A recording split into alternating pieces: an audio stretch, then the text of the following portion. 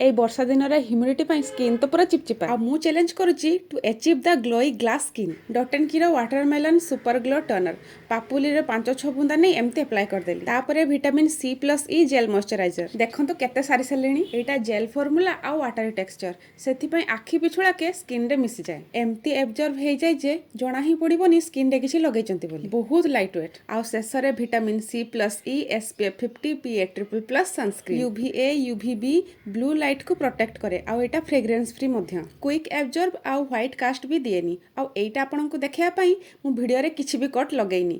Cheap କି ନାହିଁ ସେଇଟା ବି ଆମେ ଆକୁ ଟେଷ୍ଟ କରିବା। ଦେଖିଲେ ତ କିଛି ବି ହ୍ୱାଇଟ୍ ଲେୟାର ନାହିଁ, ଆଉ ସ୍କିନ୍ରେ ପୁରା ହିଁ ମିଶିଗଲା। ଆଉ ଗୋଟେ ଭଲ କଥା ହେଲା ଏ ସବୁ ପ୍ରଡକ୍ଟସ୍ ଅଲ୍ ସ୍କିନ୍ ଟାଇପ୍।